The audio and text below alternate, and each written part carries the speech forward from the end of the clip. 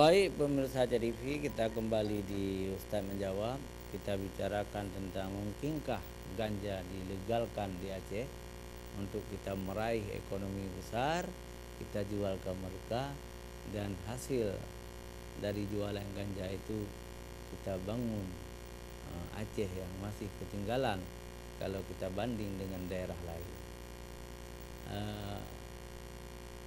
Jadi Patani itu negeri terjajah, tapi Masya Allah jalan tol di Patani luar biasa.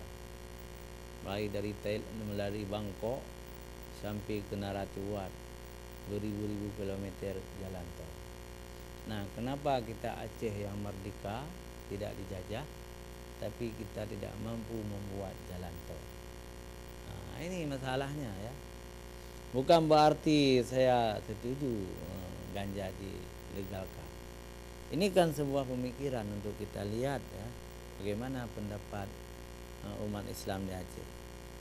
Karena di warung-warung kopi di kampung-kampung orang tidak menganggap ganja itu haram. Mereka menganggap ganja itu halal. Pemirsa Aceh TV, kita mengundang intelektual Aceh, ulama Aceh, tokoh-tokoh Aceh. Ada Pak Darwin yang ingin telepon, silakan saja ke nomor yang tertera di layar kaca. Dan berikutnya nanti kita minta Ayahanda Tengku Ishak Kasim untuk menjelaskan periodisasi dilarangnya narkoba. Nah, ini. Assalamualaikum. Waalaikumsalam. Pak Darwin, silakan. Oh ya, jadi kalau kita lihat bahwa psikotropika ini ada bermacam-macam itu ya, kadangnya merokok ataupun opium, ganja. Kalau kita lihat opium itu malah dibudidayakan sebagai obat ya. Ada beberapa macam obat ya, kalau kita minum itu hati-hati setelah minum kopi berkendaraan itu ada kadar-kadar opiumnya ya. Ini ganja juga gitu. Ganja apabila misalnya mampu dimanfaatkan sebagai untuk penyedap makanan di Aceh, saya kira itu halal aja itu. Daripada Ajinomoto itu belum tentu itu halal itu ya. Walaupun itu halal, belum tentu halal.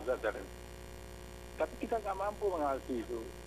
Kalau kita lihat di Injil, berilah arak itu kepada supaya melupakan derita. Itu saya kira untuk sekedar bius ya, sekedar orang sakit, orang kena perang itu diberi alkohol atau ganja untuk melupakan sakit atau obat penenang dan sebagainya.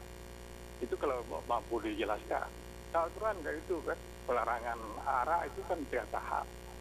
Pertama orang sudah memabuk itu semayang, kemudian larang. Tapi karena kamar atau kurma itu Arab itu sudah disalahgunakan, enggak? Itu kan kalau pikir ke kamar Arab itu kurma itu kalau diharamkan ganja semua kurma itu yang diharamkan juga karena itu dari air kurma itu bisa dijadikan mabuk seperti air nira itu ada kadarnya kalau dibuat semenen itu kan mabuk. Jadi halalkan aja misal-misal apa itu semua yang di Kota Jane ataupun di Aceh Besar ini yang daerah itu yang dibuat sebagai bahan-bahan itu. Nah, kita nggak mampu. Kalau opium kenapa diberdayakan di Jawa Timur sebagai obat? Kenapa ganja Aceh ini sehingga dilarang sama sekali? Apalagi kalau sekedar untuk penyedapnya bisa ganti roy itu, Ajinomoto dan sebagainya. Tapi kita nggak mampu itu masalahnya. Saya kira demikian Pak komentar saya. Iya, bagus sekali ya. Dan tercurah bagus sekali sebenarnya pemikiran Pak Darwin. Ada pencerahan di situ ya. Dan belum tentu sesuatu yang haram itu tidak boleh digunakan. Katakanlah misalnya alkohol. Alkohol itu untuk obat luar itu sering digunakan oleh dokter ya, untuk mengobati orang, membasuh luka dan sebagainya. Juga kita lihat ada binatang-binatang yang haram seperti ular ya. Ular, tapi di dalam air liur ular juga ada obat gitu ya, boleh jadi obat. Tapi kulit-kulitnya kalau disamak juga dibolehkan. Nah, semua ini jadi PR bagi kita umat Islam, bagi ulama juga. Nah, jadi yang menarik, ulama Afghanistan menghalalkan ganja. Tapi ulama yang memberontak nih, yang memberontak melawan komunis dulu, jadi mereka menanam ganja, menjual ganja. Dari dijual ganja itu dibeli senjata untuk melarang, untuk memerangi orang-orang komunis. Itu yang terjadi di Afghanistan. Dan sampai sekarang di Afghanistan masih dilegalkan ganja, padahal mereka 100% umat Islam. Ada seorang teman saya, wartawan senior, jadi Bapak Lukman Gayo, yang pulang dari Kabul, Afghanistan. Beliau ketemu saya di Masjid Raya Baitur Rahman, dan beliau bercerita tentang ini, bahwa di Afghanistan ganja itu dihalalkan oleh ulama mereka. Wallahu a'lam ya. Dan sebelum Ayahanda Tengku Ishak Kasim menelepon ya, kita baca ini dari Bapak Muhammad Nurdin di Kampung Atik, Banda Aceh. Assalamualaikum Ustaz. Nya bahasa Aceh mentang ber. Menurut luntuan, banyak ulama kagak begah haram dan pemerintah juga kagak begah haram. Tak ikut ulama dengan pemerintah mentang masalah ganjanya. Jadi Hanasi lagi ada di Afghanistan. Awalnya dibutuh dana untuk perang kafir. Itanya kan hana ada perang. Jadi itanya hana darurat ya. Punya darurat jadi halia. Muhammad Nurdin di Kampung Atik, Banda Aceh. Terima kasih Pak Muhammad Nurdin ya. Saran ro ni bagus ya. Kita ikut pemerintah dan juga kita ikut ulama ya. Siapa lagi kalau kita ikut kalau bukan pemerintah dan ulama? Karena pemerintah dan ulama itu termasuk ulil amri minkum, jadi pemimpin antara kita. Ya, mudah-mudahan Ayahanda Tengku Ishak Kasim dapat menelepon sekarang untuk memberi pencerahan kepada umat bahwa ada periodisasi diharamkan khamar oleh Allah Subhanahu wa taala. Kita tunggu ya telepon.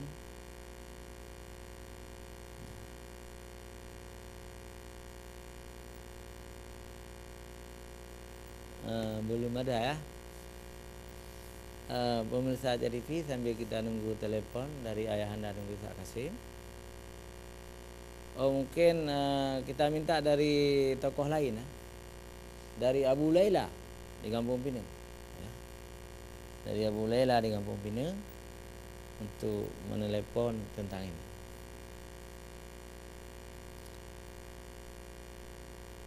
Ada juga Walid Adhari Basar ya. Kalau sedang mendengar boleh juga memberi masukan. Ini sudah masuk. Assalamualaikum. Waalaikumsalam. Dari Abu Laila silakan. Ya, jadi tadi ada menyangkut periodisasi pengharaman khamar ya. Iya. Memang ada 3 tahap itu ya. Iya. Dalam tasyri', dalam hukum dalam tarikh tasyri' tentang keharaman ya. Yang pertama, mula-mula Islam membenarkan orang minum khamar. Tiba-tiba ada sahabat salah baca ayat. Ayatnya terbalik. Tadinya la'abudu dibaca a'budu ma ta'budun ya. Itu. Jadi berbalik arti. Turun ayat. Jangan kamu dekati salat kalau kamu sedang mabuk. Itu isyaratnya dilalahnya itu apa? Tidak boleh dilakukan salat kalau sedang mabuk. Kalau di luar salat kan boleh. Kemudian timbul pertanyaan karena banyaknya kerusakan. Yas'alunaka 'anil khamri wal maisir kan. Itu. Ditanya kepada Muhammad tentang khamar dan maisir judi. Lalu dijawab jawablah katanya begini, katakan bahwa pada keduanya itu ada manfaat dan ada mafsadah. Tapi mafsadah lebih besar daripada manfaatnya. Gitu. Itu tahap kedua. Jadi isyaratnya apa? Tinggalkan mafsadah, tinggalkan kerusakan. Lalu yang ketiga, jelas-jelas diharamkan. Innamal khamru wal maisir rijsun min amali syaitan. Jadi judi dan khamar itu suatu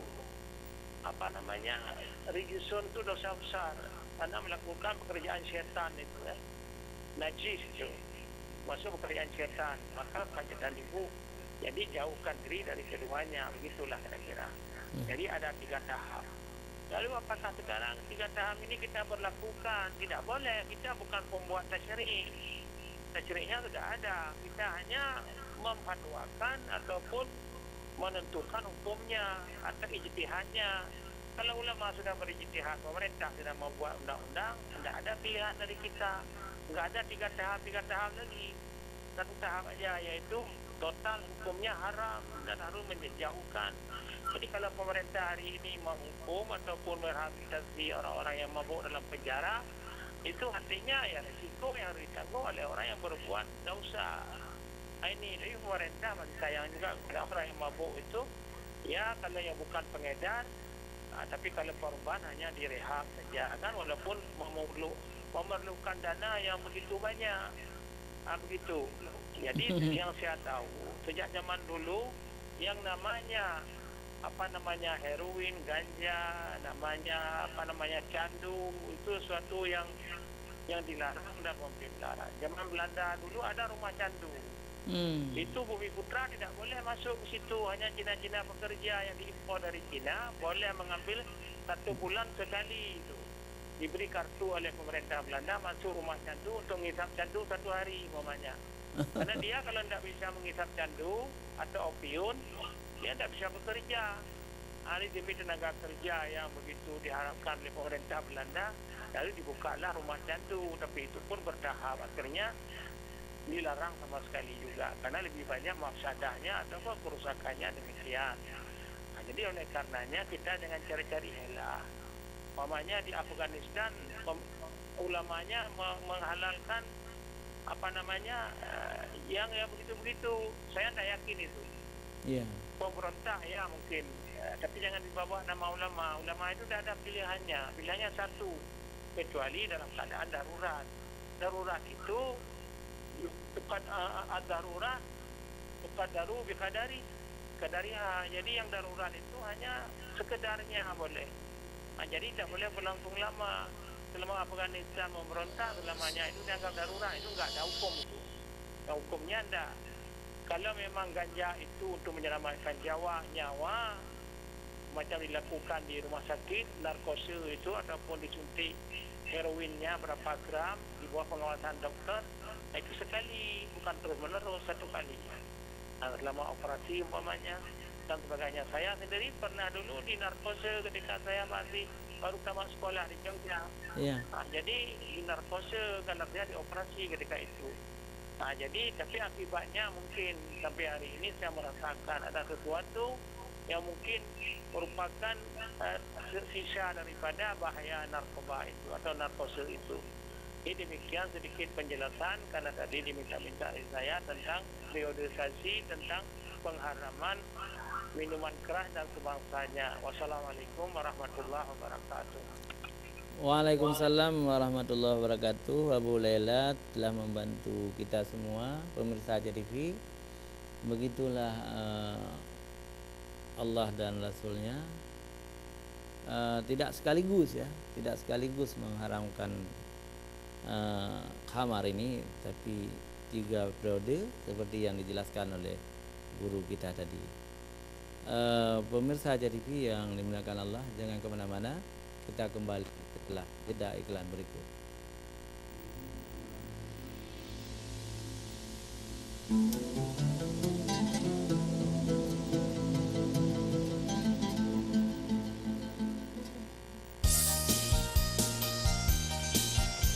Akai Bambu Beli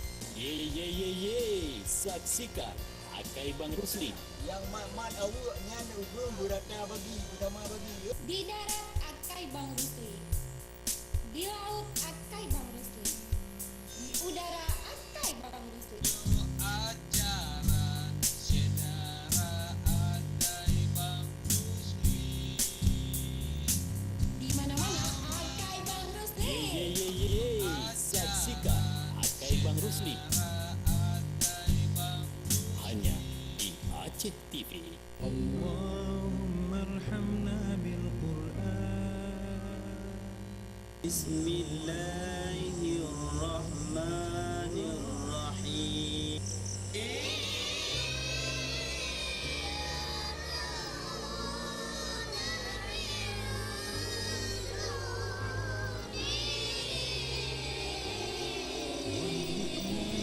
Pemirsa, baru saksikan sabi-sabi dalam program Semoga di Aceh TV tiap malam Jumaat pukul 8.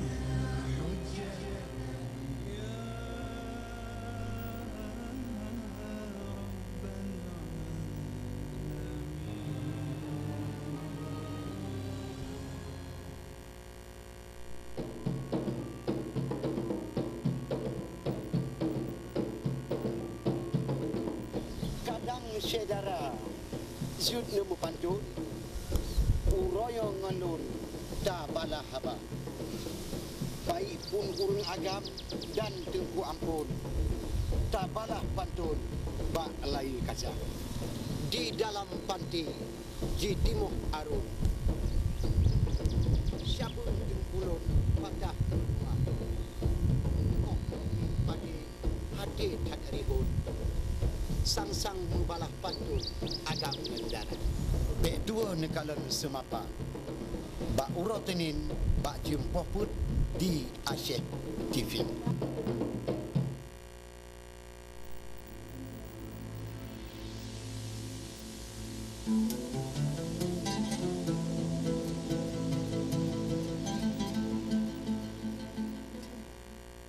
Pemirsa Aceh TV yang dimuliakan Allah, di segmen terakhir ini kita ingin mengambil beberapa kesimpulan supaya jangan salah duga ya, atau jangan salah sangka atau gagal paham ya.